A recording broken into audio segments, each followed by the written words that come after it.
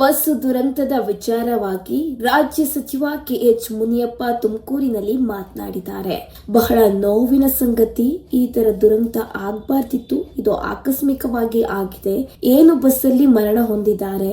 6 ಮಂದಿಗೂ ಸರ್ಕಾರ ಕೂಡಲೇ ಪರಿಹಾರ ನೋವಿಸಬೇಕು ಮತ್ತು ಆ ಕುಟುಂಬಗಳಿಗೆ ದುಃಖ ಭರಿಸುವಂತಹ ಶಕ್ತಿ ಭಗವಂತನಲ್ಲಿ ಕೇಳ್ಕೊಳ್ತೇನೆ. ನಾನು ಕೂಡ ನ್ಯಾಷನಲ್ ಹೈವೇ ಅಧ್ಯಕ್ಷನಾಗಿದ್ದಾಗ ಅಪಘಾತಗಳು ಅವಾಯ್ಡ್ ಆಗಲು ರಸ್ತೆಗೆ ಲೈಟ್ ಮತ್ತೆ ಲೈನ್ ಮಾರ್ಗವನ್ನು ಮಾಡಿದ್ದೇವೆ.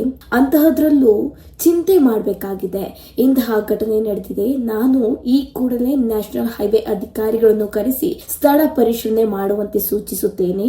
ಈ ತರ ಘಟನೆ ಯಾಕಾಯ್ತು, ಹೇಗಾಯ್ತು ಎನ್ನುವುದರ ಬಗ್ಗೆ ಅಧಿಕಾರಿಗಳನ್ನು ಸ್ಥಳ ಪರಿಶೀಲನೆಗೆ ಕಳುಹಿಸಿ ಸಂಪೂರ್ಣ ಮಾಹಿತಿ ಪಡೆಯುತ್ತೇನೆ ಎಂದು ಆಹಾರ ಮತ್ತು ನಾಗರಿಕ ಸರಬರಾಜು ಸಚಿವರಾದ ಕೆಎಚ್ ಮುನಿಯಪ್ಪ ತುಮಕೂರಿನಲ್ಲಿ ಮಾತನಾಡಿದ್ದಾರೆ.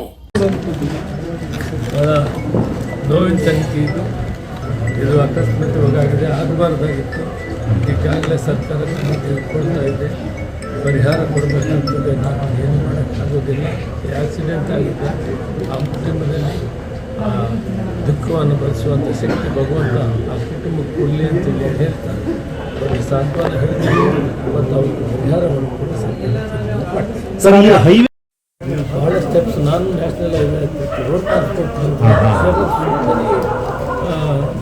ಪಾಸಿಬಲ್ ಇಸ್ ಟು ಅವಾಯ್ಡ್ ಇದು ಆಕ್ಸಿಡೆಂಟ್.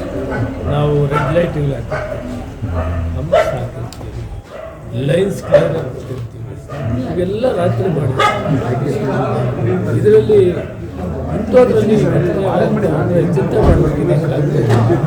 ನಾನು ಕೂಡ ಈಗ ರೋಡ್ ಟ್ರಾನ್ಸ್ಪೋರ್ಟ್ ಅಧಿಕಾರಿಗಳು ನ್ಯಾಷನಲ್ ಹೈವೇವನ್ನು ಕರೆಸಿ ಏನು ಸ್ಪಾಟ್ ಇನ್ಸ್ಪೆಕ್ಷನ್ ಮಾಡಿ ಹೇಗಾಯಿತು, ಕಾರಣ ಏನು ಪ್ರಿವೆನ್ಷನ್ ತಗೋಬೇಕು ಅನ್ನೋದನ್ನು ನಾಳೆನೇ